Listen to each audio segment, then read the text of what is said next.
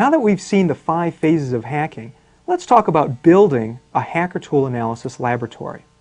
What we need to do is acquire the hardware and software for the laboratory. If you want to follow along with all the details of this course, you should build your own hacker tool analysis laboratory.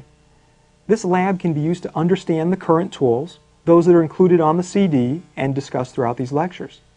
But it also gives you the ability to test new tools as they're developed.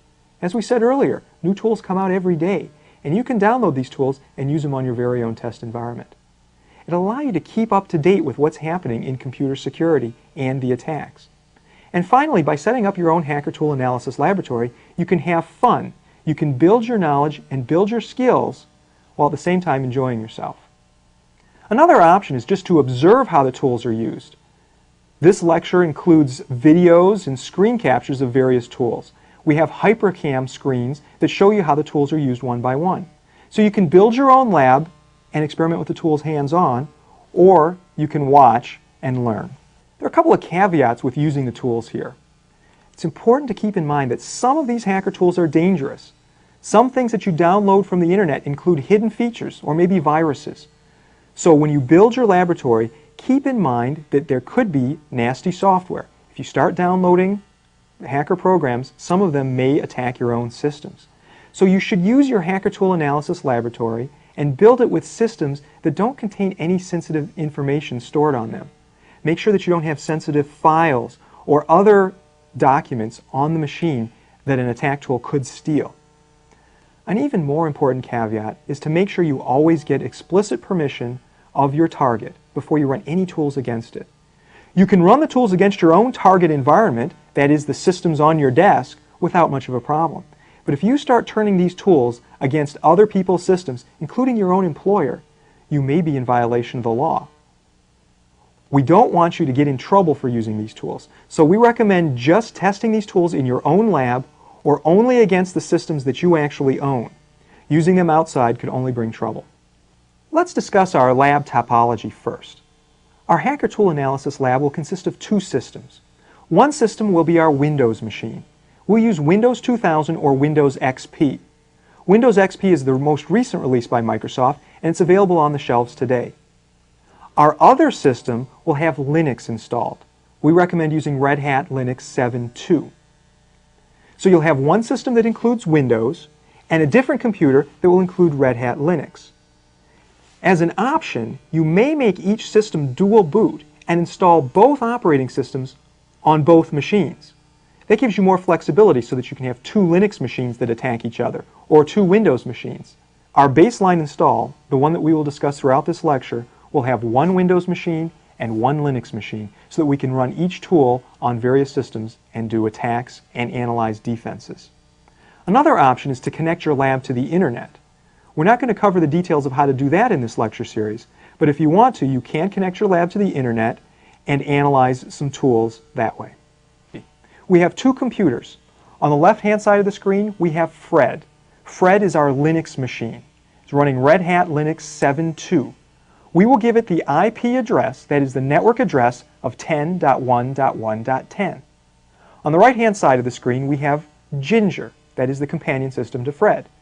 Ginger is going to be a Windows machine, running either Windows 2000 or preferably Windows XP.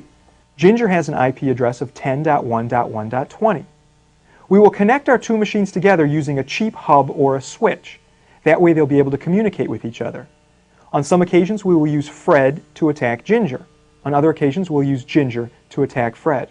But we'll always have a Linux box and a Windows box so that we'll be able to analyze the interaction between the 2 different kinds of machines.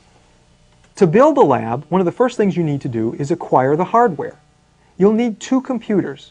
These computers don't have to be really fast. In fact, a 166 megahertz Intel processor will suffice. These are old machines, 3, 4, 5 years old. You need to have 64 megs of RAM or more in the machine. And I do recommend having at least a 5 gigabyte hard drive. If you're going to experiment with some tools, you may need extra disk space, so 5 gigabytes is a recommended minimum. You'll need a CD-ROM drive for both machines. You'll also need a floppy drive. Additionally, you need a network connection. That is a 10 megabits or even a 10 or 100 megabits Ethernet card in each of your 2 systems. You can use laptops for your systems. They're very nice because that makes the whole laboratory portable. However, laptops are certainly not required. And keep in mind, these don't have to be cutting-edge, screaming machines. You can use machines that are several years old. In fact, you can build your laboratory from machines that you can acquire at auction. After you acquire your machines, you'll need a hub or a switch to connect the two machines together. I recommend getting a 4 or 8 port hub, and get a hub that'll do 10 or 100 megabits per second. This should cost less than $100 US. You'll need 2 Ethernet cables to connect your systems to the hub or the switch. Keep in mind, you can get a hub or a switch. Doesn't matter which. Now make sure you get straight through Ethernet cables and not crossover cables. So you'll need a hub or a switch and 2 cables to connect your systems to the hub or switch. Another alternative is just to get a single Ethernet cable that is a crossover cable. That means it can go from one system directly to another system. That way you won't need a hub or a switch. However, this limits the future growth of your lab. Bottom line is, I recommend getting 2 systems with a hub or switch and at least 4 or 8 ports so that your system can grow in the future. After acquiring the hardware, you'll need to acquire software for your lab. In particular, you'll need operating system software. You can use Windows 2000 or Windows XP, and either the home or professional editions will work with all of the tools we've included.